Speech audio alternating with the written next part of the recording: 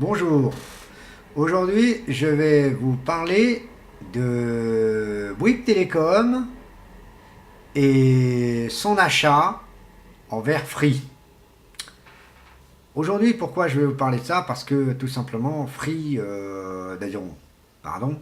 Bouygues Télécom a demandé tout simplement de se faire vendre à Free. Donc l'opérateur Free veut pour 5 milliards d'euros et Bouygues Télécom désire être vendu pour 8 milliards d'euros. Bon, ça c'est son dû. Car vous savez très bien que Bouygues Télécom a voulu être l'opérateur acheté SFR, qui n'a que perdu, qui est dommage pour lui parce que j'étais à son avantage pour lui, j'étais plus pour Bouygues Télécom que Numéricable, mais bon. Et donc, Bouygues Télécom se met aujourd'hui à vendre pour essayer de se faire vendre pour que Free achète tout simplement car, car il est déçu, il veut vendre ses antennes à tout simplement les antennes à Free. Voilà. Donc il y a beaucoup de choses que Bouygues Télécom fait. Hein, il fait la même chose que Free et tout simplement, bon bah, il y aura un changement. C'est vrai que là-dessus, quel changement ça va faire pour les clients de chez Bouygues Télécom? Je ne sais pas. Personnellement là, franchement, j'ai point d'interrogation, car vous savez que Bouygues Télécom a plusieurs forfaits, que Free a que deux forfaits sur le mobile. Et en fixe, vous savez très bien qu'ils ont aussi deux. Donc ils ont le forfait à 19,98 € et Bouygues Télécom là à 19,99 € son ADSL comme sa fibre optique. Et sans engagement bien sûr. Donc tout ça, vous savez, c'est très compliqué et très complexe. Et donc question, qu'est-ce qui va vraiment devenir à ses clients? Ceux qui sont chez Bouygues, qu'est-ce qu'ils vont devenir? Est-ce que Bouygues Télécom va rester sur le domaine des enseignes en restant avec l'enseigne de Free, tout simplement, que veut dire les magasins de Bouygues Télécom resteront, mais sur l'enseigne de Free, qui veut dire Free, est-ce que va être installé dans toute la France? Question qui est un peu étonnante, car moi-même, je suis perplexe, franchement très perplexe, car je me fais beaucoup de points d'interrogation. J'avais compris pour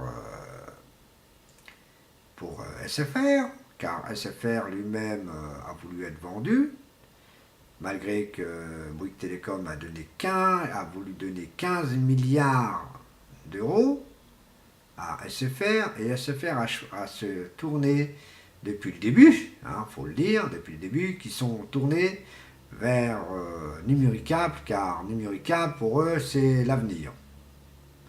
C'est ce qu'ils se sont dit. Et que réellement, pour moi, Numéricable n'est pas du tout l'avenir. Car pour moi, personnellement, ça risque vraiment un casse-figure. Donc voilà la question étonnante envers tout ça. Donc la question est très perplexe et franchement très inquiétante, car vous savez très bien, aussi bien que moi, que les porteurs de SFR, les porteurs de Bouygues Télécom, pardon, désolé, les porteurs de Bouygues Télécom, ceux qui sont déjà abonnés pour Free, ça va être un petit changement. Je pense que l'affaire est tout simple, je pense, car Free et surtout Bouygues Télécom décide que d'être trois opérateurs sur le marché. À mon avis, ça doit être ça, car c'est une concurrence très difficile. Hein, vous savez que c'est l'opérateur numéro 3 du classement général actuel, hein, qui est Free, et lui-même, franchement, il risque d'être deuxième, de prendre la place de chez SFR, car les gens apprécie beaucoup le forfait de chez Free. Hein. Vous savez, sans engagement pour 19,99 €, qui est 19,90 €. Et vraiment un forfait appel illimité, 3 go d'internet, SMS, MMS illimité. Vous allez chez Orange, le même forfait n'est pas du tout le même. Pour 19,99 €, vous n'avez pas toutes ces options. Vous n'avez que quelques options en moins. Donc voilà, hein, je ne vais pas être méchant envers Orange, c'est juste tout simplement, il faut qu'Orange apprend d'abaisser ses tarifs pour devenir compétitif. Vous savez que c'est tout simple.